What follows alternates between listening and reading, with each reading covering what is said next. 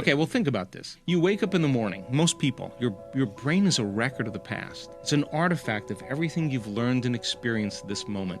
It's the memory bank of everything you know. It's the known self. People wake up in the morning, they start thinking about their problems. 90% of the people do this. Those problems are memories that are etched in their brain. They're connected to certain people and certain objects and things at certain times and places. If they believe their thoughts have something to do with their future, the moment they're remembering their past, they're thinking in the past. Every one of those problems has an emotion associated with them. So then all of a sudden they start feeling unhappy. Well, thoughts are the vocabulary of the brain. Feelings are the vocabulary of your body. How you think and how you feel creates a state of being. So most people start their day with their entire state of being in the familiar past. Now, when they're familiar past, they're going to crave the predictable future because they want to stay in the known. Yeah. The unknown, that's just, they'd rather hang on to their suffering and their pain than take a chance and possibility. In fact, they don't even know they're suffering. They just think it's how they normally feel until they decide to begin to change.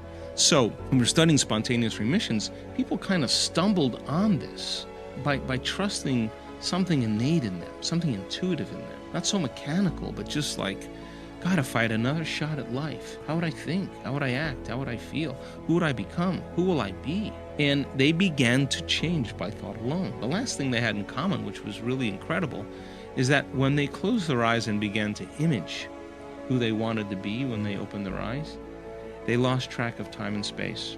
When they opened their eyes, they thought it was 20 minutes later, and it was an hour later. Because the frontal lobe, that's the creative center of the brain, began to lower the volume to the circuits in the brain where you process space and time. Now your inner world becomes more real than your outer world, and now all of a sudden you're laying strong footprints biologically in the brain and body. So when I saw what these commonalities were, the next thing I said was, well, hell, if it worked on sick people, could it work on well people? Can we help people to change that way? And if it worked on sick people, it should work again on sick people. So that kind of started the whole process. And then when it started working, then we started doing all these measurements to kind of demystify the process. Because nobody's excluded from this. Nobody is excluded.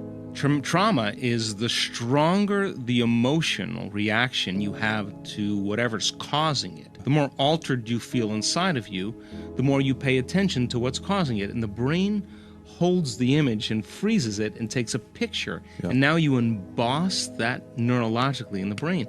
Now, people will think neurologically within those circuits and feel chemically within the boundaries of those emotions. And so then you'll ask them, why are you this way? And they'll say, I'm this way because of this event, which means I haven't been able to change since that event, even though it's 20 years ago. And so every time they tell the story of that event, they're refiring and rewiring and producing more of the emotions to reaffirm the fact that they are who they are, excusing themselves from changing. Now, here's the crazy part. The latest research on memory says that 50% of what we talk about in our past isn't even the truth. So people are reliving a miserable life they never even had. They embellish it just so they could reaffirm the emotions that they feel, so that it keeps them as the same person. But this wasn't just that. This was like, okay, let's see if we can take this body's innate capacity to heal to the next level. Now, fast forward to today. We have blind people seeing. We have deaf people hearing.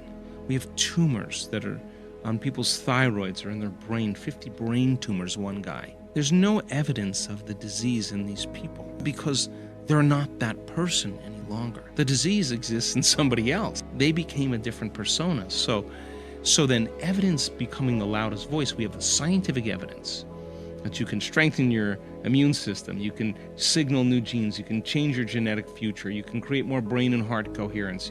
We have all the scientific data to show what's possible, change your neurotransmitters, all that. And we also have evidence and testimony like, oh my God, somebody standing on the stage with stage 4 cancer, who weeks before was given the death sentence, that has no evidence of cancer. Now, if you're in the audience of 1,000 people and you're listening to someone tell that story, and she doesn't look like a movie star, she just looks like a normal person, you're going to start scratching your head and start saying, if she can do it, I can do it too. And numerous people in the audience are like, I'm in.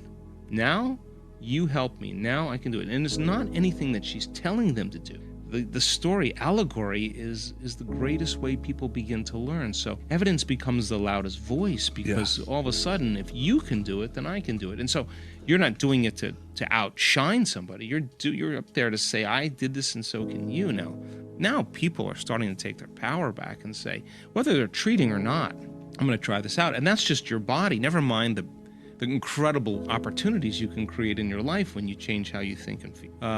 I was in Sydney a couple months ago, and I'm signing books at the end of this event for my publisher. And I can't believe how many people are coming up saying, my oncologist told me to come to this event. Not once, not twice, not 3 times, numerous times. Because, again, this is not just some Wales in space thing. This is evidence-based. And so evidence becomes the loudest voice, because if your cousin's best friend healed from Graves' disease or Hashimoto's syndrome or a brain injury or whatever, you're going to want to know, like, what happened. So 15 years ago, I had to work really hard to get people to just nod their head and just go, yeah. Now information is the door because of technology, because of podcasts like this. People are exposed to information. You don't need a doctor to get this information. You don't need a priest or an authority. You can, a teacher, you can access information. And with information comes awareness. So awareness is consciousness. And so you're less unconscious when you gain information. So then the next practical question is, and I'm a pragmatist, what are you going to do with it? So when you take that philosophical, theoretical information, you apply it, you personalize it, you demonstrate it. If you can get your behaviors to match your intentions, you can get your actions equal to your thoughts, your mind and body working together, you're going to have a new experience. Experience then enriches circuitry in the brain. Learning creates circuitry, but experience enriches it. The end product of an experience is an emotion. Now you're teaching your body chemically to understand what your mind is intellectually understood. Now, all of a sudden now, you're embodying the truth of that philosophy. No one can take that away from you. And so then if you've done it once, you should be able to do it again. And so then our research shows that when you start practicing this, and you can create brain coherence, and we have so many great scans of people of all ages, of all colors, of all sizes, all shapes, all diets, doesn't matter. And they know how to create heart coherence. Wow. When they're able to open their heart again and feel an elevated emotion, they're going to start liking that a lot more than resentment or anger. So then crossing that river, though, from the old self to the new self, is where greatness is born. This is where you're out of the bleachers and you're on the field. And that place of uncertainty, that place of unknown, is the perfect place to create in. So our research shows then that if you're able to just practice,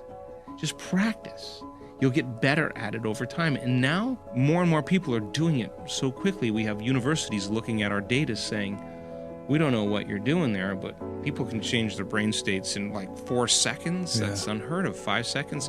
How does it? Well, they just know how to do it. Why?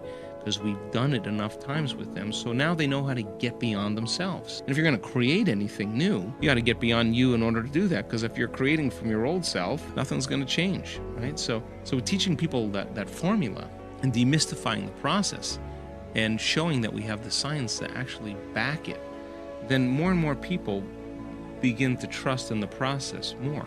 Throw in a great miracle or two here and there, and then that's it. Then it just starts happening. Magic. And then I can't tell you how many emails or texts my staff send me. Someone who said, yeah, he had leukemia. We just got one the other day. Leukemia for 10 years, 25-year-old kid. No leukemia. Doctors can't believe it. They want to study him. What took place? So now every day there's one that's just another fabulous, incredible story that there's a movement, and it's a healthy movement.